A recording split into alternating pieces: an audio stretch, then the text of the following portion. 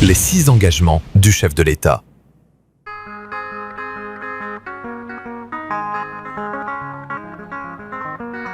Mbote bakongolais ya mokili mobimba molobeli bino yeyo Saint Thomas ndenge na lobaka soko monite kondimate na elisusu na magazine ya sika les 6 engagements du chef de l'État to mikumba motoba ya mokonzi ya mboka oyo ezali magazine ebomisami na cellule ya communication ya yemei chef de l'État.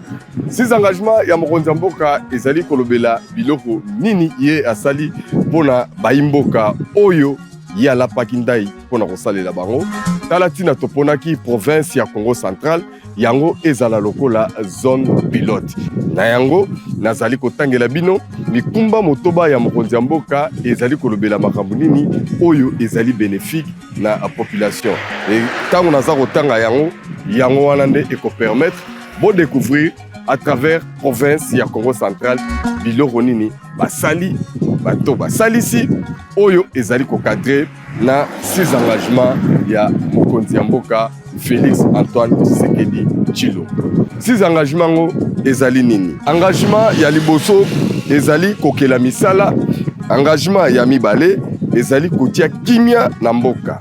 Engagement ya misato ezali kozongisa nguya na nkita ya mboka. Pe engagement ya minei ezali kokesanisa bankita. Pe engagement ya mitano ezali kobongisa lolenge ya peuple ya kozwa lisungi epai ya mbulamatari. Pe ya motoba ezali kobongisa misala ya leta tompe misala ya mbulamatari. Yango wana omoni ngai na po maréchal nazali kokenda sikoyo na ville ya Matadi lokola na komi na pont bongo bomona misala ya mokonzi ya mboka soko moni te kondima te.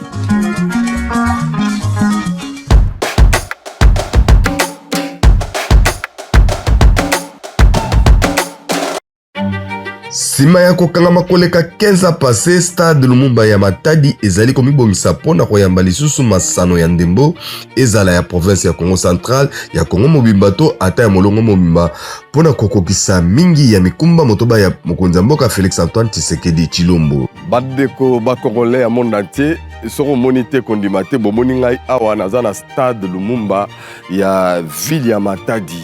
En tout cas, mokonzi ya mboka Félix Antoine Tshisekedi Tshilombo par rapport à ma promesse à pesa na ba congolais na ba mokumba zwaki ya suis engagement nde bomoni boye stade oyo kala mingi te ekozala inauguré etongami na ba standard international na FIFA. Je crois que ekozala vraiment homologué ba compétition et kobanda kobetama wa bino moko boyebi ke sport et ko contribuer vraiment na makambo etali pouvoir d'achat et ko contribuer na makambo ya minene preuve pelouse synthétique deuxième génération eza déjà na esika oyo rien que stade oyo ebandi ba activité ba jeune mingi o bazala ka makambo bakuluna o bazaki peut-être kozala na côté ko eloko ko sala te et ba kozala na avantage angaki na beta lisu c'était que boyebi ke stade oyo si tout va bien na décembre ekoki kozala inauguré surtout que Léopard azali na ba match ya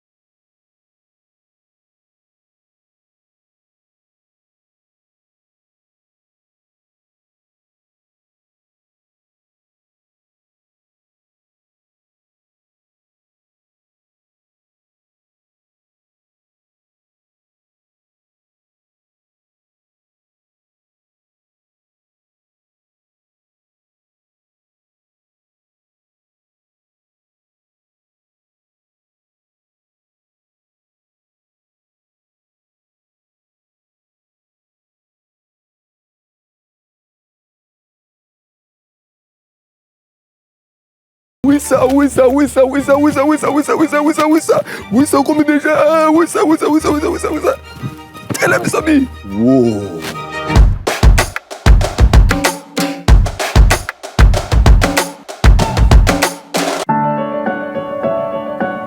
mpona kotombola nkita ya mboka mpe kobakisa makasi ya misala ya leta, mokonzi ya mboka asombeli port ya Onatra Matadi bamasini mibale oyo ekomema bofuluki na mboka mobimba. Voilà, soko omoni te kondima te sikoyo nazali na port ya Matadi, port monene port ya Onatra, mais eloko nini naye kosala awa masolo moko ya kitoko oyo mokonzi ya mboka Félix Antoine Tshisekedi Tshilombo asaleli peuple congolais à travers bandeko ya Onatra acquérir des grilles moko ya nouvelle génération côté technologie baza na eloko ko reprocher ba côté sikoyo ba ko expliquer biso ba rôle nini et puis avantage nini pe bénéfice nini surtout bango ba congolais au bazali ba sali ya Onatra na cadre ya ses engagements mokonzi ya mboka bien fait nango ezali nini.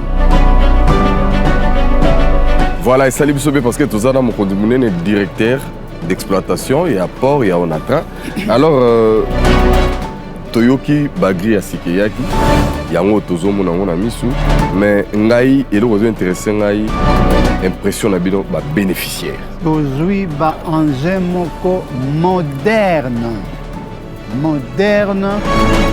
pour traiter ba navire oyo ezouta poto ezoya awa pour décharger mpe ko charger ba export. Ba engin oyo to sombi direction générale na biso sombi ezali ba engin moko eza na technologie ya sika, c'est technologie de pointe. Avec yango tokoki ko traiter ba navire conventionnel, c'est-à-dire oyo eyaka na loso, oyo eyaka na mungwa, oyo eyaka na farine, oyo eyaka na masangu. Alors ceux qui marchaient en conventionnel, ils allaient par exemple en big bag, parce que la capacité na yango ya levage est à 80 tonnes.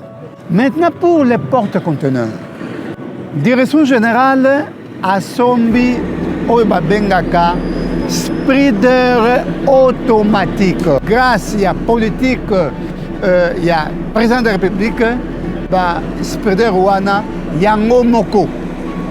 À partir de la trahiste, il y a des gens qui manipulent. À déposer ce conteneur, ça craque et kangi, à soulever, à tirer dans la belle, craque et décrocher, ainsi de suite.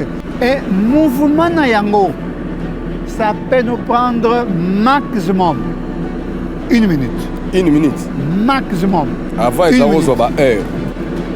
En tout cas, pour décharger un conteneur avec le spreader manuel, ça peut vous prendre, si on est pressé, si on est, vous avez un bangou, 5 minutes. Okay. Sinon, ça peut vous prendre 17 minutes, 20 minutes pour un conteneur. Maintenant, avec l'automatique, 1 minute, quand. Donc, boyo kibido moko merveille oyo mokonzi mboka amemeli bandeko ya Onatra oyo bango bazali ba premier bénéficiaire parce que basi bakoma ki lokola bana etike falaki coup de pouce wana ya. Et pour ça, monsieur journaliste, l'ensemble des travailleurs de l'Onatra, l'ensemble des travailleurs de l'Onatra alignés derrière le chef de l'État. Agri yangoyo ezali aki grâce ya effort ya mokonzi mboka Félix Antoine Tshisekedi Tshilombo Faci Beton. Alors toza komata, toza komona, toza kosala ba découverte pona bolamu ya ba congolais na likambo itali les 6 engagements ya chef de l'État. Avant toujours ba engin oyo. Pour traiter la vie, il va prendre beaucoup de temps. Oui, autant que le bas. Et quelle est la conséquence? Conséquence, le navire est dans le mouillage. Et lorsque le navire est dans le mouillage, ils allaient facturer par jour 20 000 ou bien 25 000 $. Wow. Et l'importateur allait imputer la marchandise. Oui. Conséquence, monte le prix. Mais maintenant, nous avons un engin OEE, navire OEE, quelques heures après, Ezongi. Donc, prix sur le marché, il faut equity. Aujourd'hui, impact yaba engin oyo. Ils allaient visibles sur le marché. Ok. Visible sur le marché. Donc, Au moment ça qui il y a 25 kilos, il a coûté 75 000 francs. Maintenant, il est commis 30 000 euros. Donc presque la moitié. Voilà l'impact dans Yamo. 30 000 francs, ça, 25 kilos. Vous voyez ça? Ouais. Pouvoir d'achat, maman. Donc, aux salaires, les enfants sont calmes, les familles sont calmes. Merci Mingi. Namoni Nandimi na Tcheso Tembete. Pongane na Saint-Thomas. Merci Mingi, directeur. Et puis on est ensemble puisque on continue tout que nous avons la merveille, monsieur.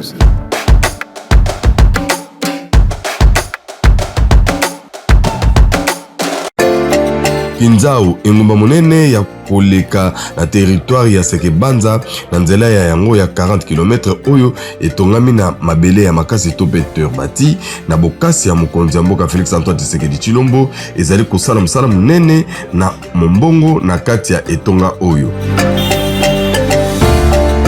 Tapo to bani na Congo central awa bomoni nzela oyo ezali nzela mabele na lopoto babenyango route en terre bâtie mais ça la réseau ya ba route de dessert agricole parmi ba programme mo konza mboka mais eloko esalinga plaisir tokutani na ba o bavandaka na mboka ngo bango ba ko expliquer biso bien fait eloko ni ba bénéficier après réhabilitation ya nzela oyo mbote ndeko mbote yo vani na mabele o toza précisément et puis nzela ko mona ngoni mais na lingaki na yo mona no se présenter ngana vanda kinza mvote ko mona ngaba benga diecom za mona secteur Sekebanza.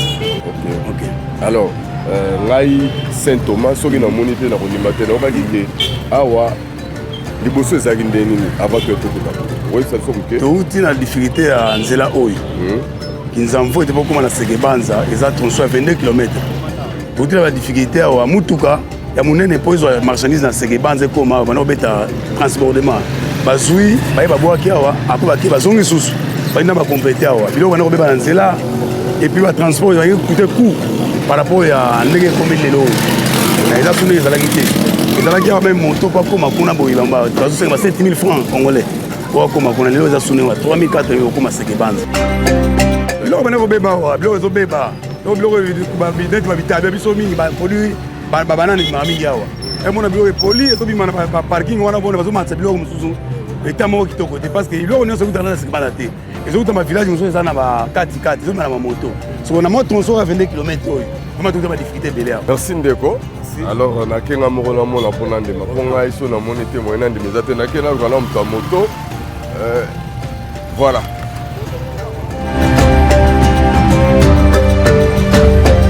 Nous avons combien des heures avant Babongisa? 4 heures du temps. Si vous commencez à combien? Donc 30 minutes aller-retour. On s'allait là-bas 3 heures du temps. Tant qu'on a mes bongaki te mais mbalo yo ndenge na yokeli ekomi eloko mususu donc tozo umela te et yango pepe si impact que biloko ekita population a bénéficié parce que biloko kotoyo ezalaka penza kopola. Yango wana sina ya importance ya balabala oyo babengi yango route de dessert agricole oyo mokonzi mboka Félix Antoine Tshisekedi Tshilombo Fati Beton a prometaki na peuple congolais que bakobongisa banzela pona biloko équitable.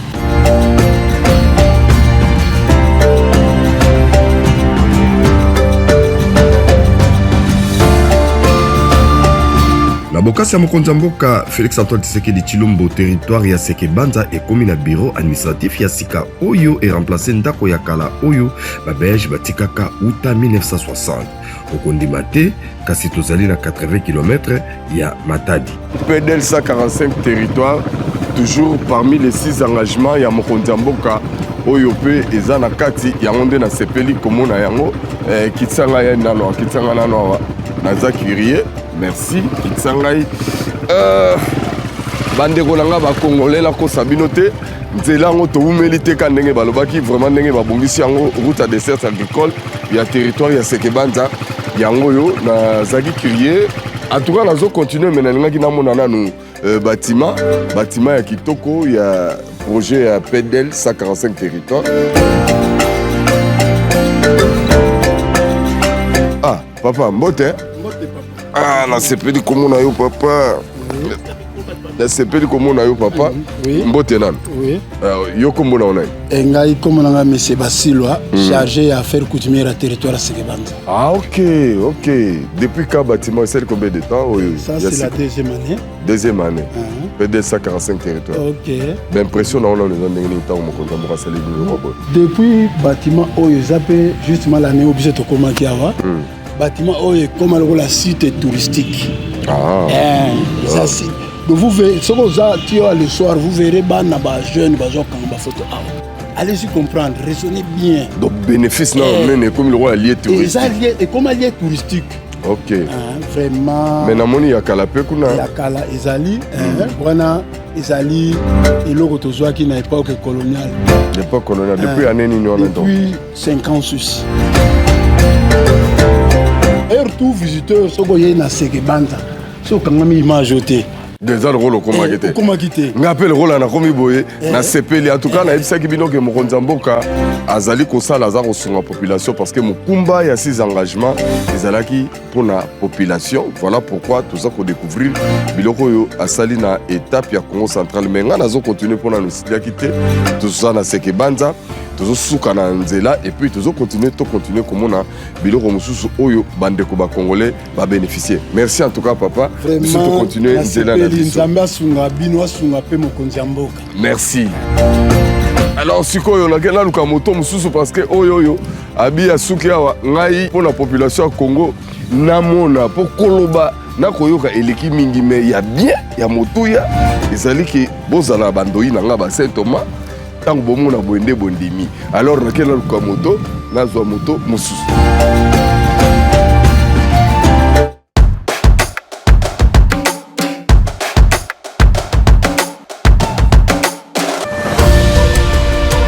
Nzela ya motuya oyo ekangisi mbala moko territoire ya Tchela ya lukula mpe ya Mwanda na libongo ya Boma route interne ebengami mpe ezobongama na kozongela ntina nango mobimba mpona bokoli ya nkita ya mboka mpe kopesa misala ebele. Voilà, après territoire ya Sekebanza naza sikoyo na route nationale numéro 12 route babenga route interne ezui lukula ekeiti na Singini route oyo na lobango nzela oyo ezali na importance capitale parce que yango moko kaka esangisi tous les 6 engagements tant na ko tangi na bino quelques-uns parmi yango oka nzela oyo yango moko esali par exemple ba emploi ezwamiawa et likambo etali accès à bonnes conditions de vie à la population ezwamiawa voire même likambo etali pouvoir d'achat et puis accès à des services publics et côté population. On a atteint quelques-uns, il y a des avantages oyo nzela oyo esali. Tant on a sorti ceux qui na Singini kuna ezali ti côté il y a mausolée, il y a le tout premier président, il y a République démocratique du Congo, Joseph Kasavubu, vous voyez que tout qui fêté 66 ans après. Bon, le rôle à Nazalia ou le rôle à Touzani na Gombe, ni na ma campagne mais naza pendant na Congo central,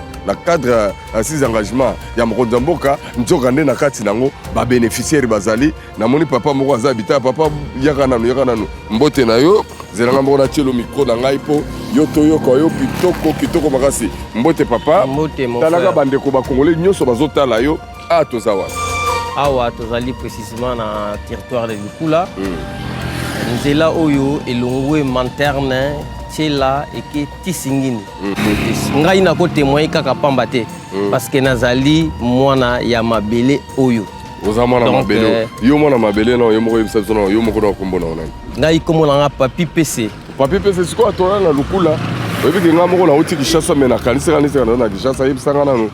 Avant nzela oyo ezalaki ndenge nini et puis depuis ekomi boye avantage nango ezali. Population o lelo tokomi nango. Na oyo tozali nango sima nango na mikolo elekaki. Eza lisusu bongo te. Biloko ezolongwa ka Congo, Mbata Mbengi, Changasidi ezobima na difficulté moko ozana idée. Même bato basala commerce ya kolongwa awa azokende Kisasa elaki bena problème.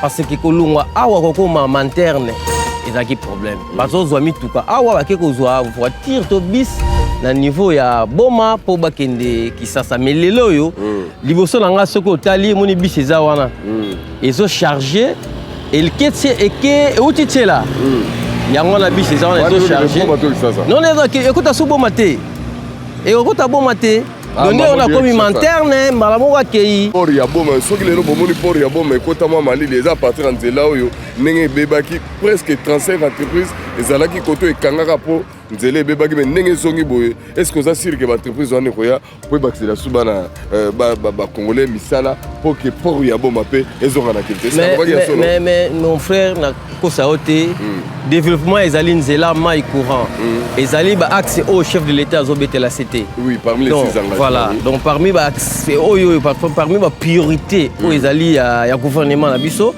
nzela eyali biso deja tozwi nzela non yango moni otamboli nakanisi okangami ata quelque part te voilà le courant kutu awa biso tolobela yango te laki meme kisasa batelema te mai so moni mutuka ezosokola awa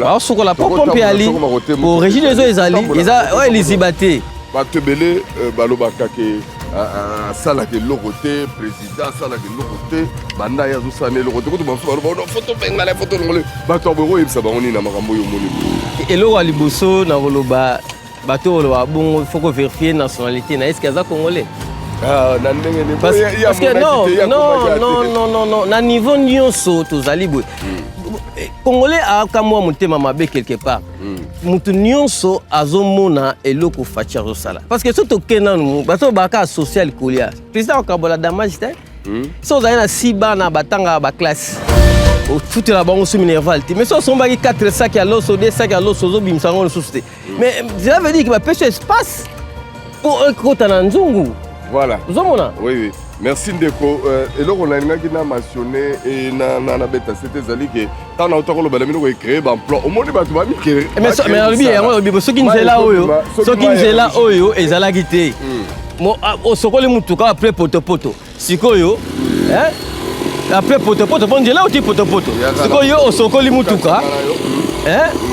mutuka mais nzela eza bien te sikoyo mutu akosokola mutuka peche azwi bulo parce que nzela ebongi naningi natuna nanu ye mutu aza ye mutu azosokola mutuka naina mpo olobi na ngai mai oyo eza mai ya régie désormais bisika mosusu bato bakasi eza mai ya forage ya confirme ngai papa na ngai mbote kata nanu yebisa ngai nanu naina vérifie olingi oloba na biso oyo eza mai ya régie déso eza mai ya régie eza forage te okala ntango afati beton ezali deja na temps ya fati nde bovivre makambo yo moko lokola mai ezali makadame ya kitoko boye eza kofaire partir ozwi mosala epuis eza kosunga population na makambo économie pouvoir d'achat tout ça baimpression na yo na makambo nyonso fati asaleli bino omoni ndenge nini nasepeli fort acontinue même 100 ans azalaka wana mpo makambo asali tomona yango nano te même 100 ans afanda na ye mpo oyo tomoni tomona yango nano nzela oyo tokembi fort lelo sikoyo tozomona makadame ekoti nzela ekomi propre mais tokoya bato mo balobaka no ye fois démissionné alongwa toyebi te balingi batie démissionné esiko ayo ozoloba boye moto akotya aza te ye kaka fo azala wana pensa nakosa bino te eza ngai problème na ngai ezalaki kaka naboyaki nde mpo namonaki te mais nongo aza santo thomas bukamona bukakwikila nalobaki namonela bacongolais surtout bandoyi na ngai basaint thomas mpo bakondima te bamona alors après awa nakosa bino te nakei sikoyo vers boma nalakisa bino susu tronçon ya kobanda boma ti mwana yango mpe uta belge uta bagouvernement nyonso eleka etikala kozala asphalte te mais bayebisi ngai ke ezali nde ntango ya faci awa nde makadame ekomi entre boma ti mwanda nakosuka wana te balobi na ngai susu longwa su mwanda ti banana balobi susu kuna kutu susu beto koleka estce bino bondimi mpo nga moko na ndimi te tokende tomona bongo tondima bolanda ngai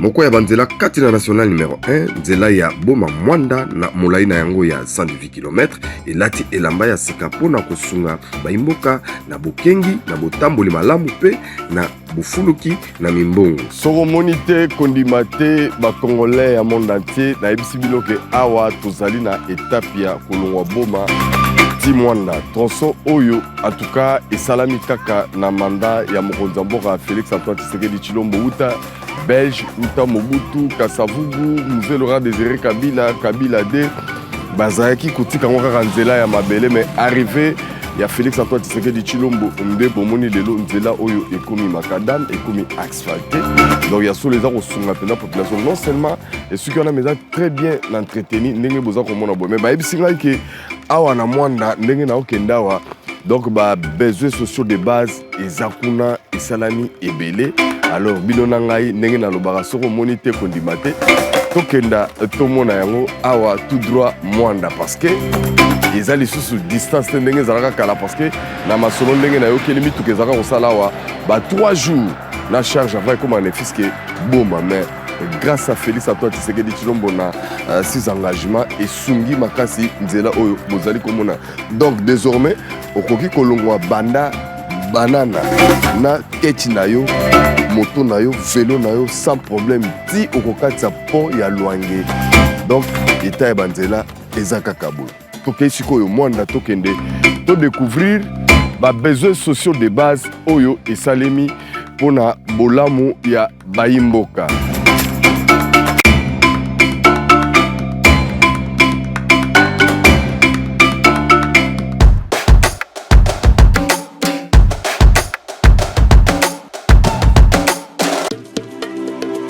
uta azwa bokonzi mokonzi ya mboka Félix Antoine Tshisekedi Tshilombo alapanda ekobongisa baswe mediko ya bana Kongo nyonso yango asala programme couverture santé universelle na eteni na yango ya yambo kobota malamu ya ofele na baenguma nyonso ya Kongo naza na territoire ya mwanda na sala un clin d'œil na hôpital général de référence ya mwanda surtout mpona kotala aspect na basi engagement ya mokonzi ya mboka likambo etali accès des besoins sociaux de base tout voilà pourquoi nazokota na kati nayeba banani baboti awa epuis nazolela bino ne fiske ata mutu moko ata mama moko atémoigner c'est réellement gratuité ezali yango nakei nayeba kaka mpona bino. Administrateur gestionnaire ya hôpital général ya Mwanda naza nesengo makasi ya kokutana naye mbote papa alors biso na cadre ya ses engagements ya mokonzi mboka mingi pena na likambo etali accès social de base tolingaki total epa na bino est-ce que gratuité ezali au complet awa en tout cas gratuité de la maternité eza effectif awa na hôpital général ya Mwanda nyonso ezoleka kobanda 0 mois ti mama kobota ti jusqu'à 1 mois aza nyonso prise en charge na compte ya prise en charge nyonso na compte ya l'état banda na première semaine na ye soki aye ti akobota ti après kobota ozozwa en charge na bana peut-être que il y a pas très longtemps ici tokokota oyoka yo moko témoignage na bamama baza na kati oui parce que ngai ndenge omoni ngai yanga moko Saint Thomas ntango mosusu okosanga ngai fo na palpe namona nayoka surtout babénéficiaire baza quand même baza prête na affronter bango oui alors tokei alors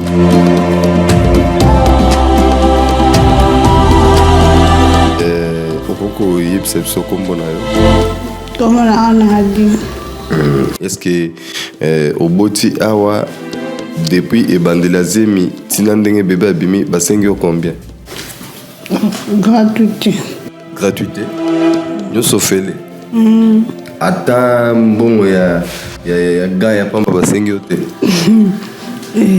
te nyonso fele yosengaki ka papa mbongo ya kilo mpo melela yango secret osengaki te osengaki ateloko te pa papa nzambe osaleli nga ngola kobota malamu na naza envie mais faci beto mpe asungi biso tala kaka kobota ezalaki oye kobota tala kofuta mbongo ebele bafasilite biso po to bato bobotaka chaque année olobi na faci olobi nini na faci na ndenge oboti ofele merci beaucoup na mokonzi ya mboka akoba kosala mosala malamu nzambe opambole merci mama kombo mwana nazwi kombo te nazwi kombo te mponga kombo nanga Saint Thomas ntango yayebisanga naza ndima te meta namoni yo na ndi merci mingi merci mingi mama bobima mokolo nini na jeudi en tout cas bobima malamu nyonso ezala mpe malamu merci beaucoup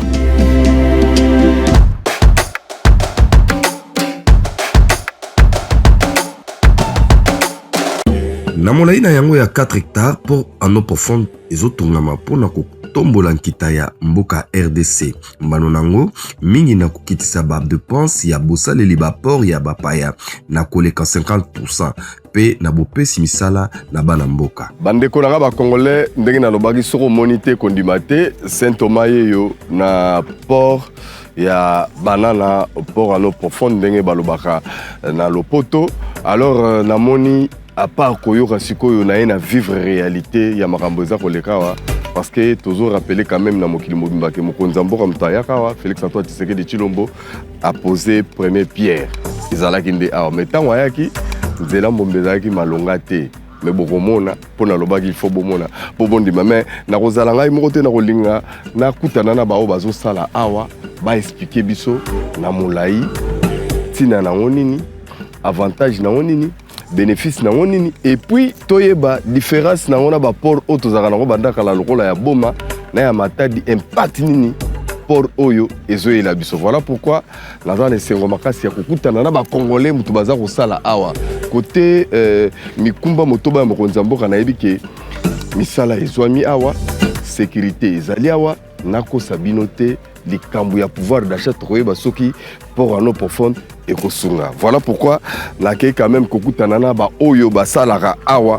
pona bolingo na bino boyeba parce que tolembi makelele yake eloko moko esala makakuna te. Mbote ndeko. Mbote. Qui se présenter parce que namoni déjà les ACGT, Agence Congolaise des Grands Travaux. Ouais, ça c'est connu. Alors Roiko se présenter. Moi, je suis ingénieur Clovis Mvubu. Naza Agence Congolaise des Grands Travaux. Agence Congolaise des Grands Travaux, ils ont représenté le gouvernement congolais dans un projet à port en eau profonde de bananes. Voilà, Baimbo Kabalingi Bayeba. Misala ndenge tokutia wa parce que mukolo mokonzi mboka yaka wa ezara boyete mais to moni évolution eza makasi. Depuis ibandaki na niveau tokomia wa okoko détailler biso pendant la moi synthèse moko. Oui, depuis Tobandaki, depuis mokonzi mboka yaka pour la dernière fois misala évolué makasi. Déjà Tobandaki na phase préparatoire où eza endiguement. Donc mieux ya mabanga bomoni awa totonga kiango déjà pour empêcher mai ya océan en temps de grandes crues mai ya océan et au matelabiso awa. Donc déjà totonga ki mieux wana mieux esili bandi musala ya dragage et avancer déjà makasi première phase de dragage esili pour atteindre déjà 18 mètres ya profondeur côté il faut batonga bakeku. Ah, alors c'est quoi côté Batorabake, mais est-ce que matériel est déjà complet pour musala pene que netina suka parce que batumuso bazoko sabat misala ngote même ngai na moni musala ezako salaire. Matériel ezali déjà comme bozo bomona kuna na sima na biso liboso na biso kuna ezali ba tuyau oyo ba osaela dragage na sima na biso eza ba tuyau oyo ba osaela ba fondation profonde na biso donc ba pieux yango na sima na biso na minute oyo 30 déjà ba tuyau aboye 30 di baquet déjà ba pieux déjà 30 ezali awa na fin du mois oyo toze la cargaison mususu ya 180 pieux ezoya lisusu pona ko renforcer musale kende lisusu mbango makasi koleka. Alors tous on a un aspect social. Est-ce que na ba entreprise za ko salawa est-ce que ba congolais bazana musala est-ce que bazui musala? Oui, les Congolais bazu musala et belé. Déjà la main d'œuvre locale les a beaucoup représenté. Villageois ceux qui ont été impactés, qui directement touchés par les travaux parce qu'on a déplacé belé à village, déplacé villageois. Alors ces villageois wana les premiers sélectionnés pour nous engager pour ça misala à Onakatia. Et puis par rapport à la spécialité, appel d'offres pays qui lancé, bana Mwanda baza représenté, bana Congo central et BP baza représenté Nakatia. Il y a entreprise baza à Bazosala. L'aspect social, impact d'une population qui bénéficie par rapport au rapport. Déjà sur l'aspect social, impact aux Amakasi parce que pour Nabiso Oyo, ils ont fierté pour Namboka Nabiso. Déjà, tu dois dépendre jusqu'à présent, dans le port Yabapaya. Le port Yabapaya, les ports à Pointe-Noire, marchandise na biso ebele eyaka nde kuna ale bazwi ya ndambu na babato mikie nde ezokende vers Matadi vers Boma sikoyo tokoma na fierté na biso moko place babato minene ebandoko ya epa na biso moko. Donc déjà prix ya achat ya bamatériaux na biso ba véhicule na biso ne yaka diminuer ya ba mituka na biso diminuer parce que tokomi na port oyo ya biso moko. Donc eza vraiment ya munene makasi. En tout cas, les Congolais promettre que na kati ya mikumba motoba ya mokonzambo je charge à Congolais. Ndenge na yo le général obisoki port o esili même biloko façon bosombela kango na kisasa na mone ko kita. Onyo soti to somba kango na ba priona za partir Boma na Matadi mende na yo keli ba pakebo penza minene mbala moko ezokitsa awa ekozala malamu mingi. Donc eza penda eloko ya motu ya ebele ya ba mikumba to le 6 engagements mokonzambo ezali ko se retrouver awa. Ingénieur Natonio Boton de Toromona prochainement. Merci. Namoni Nandimi. Merci Minki.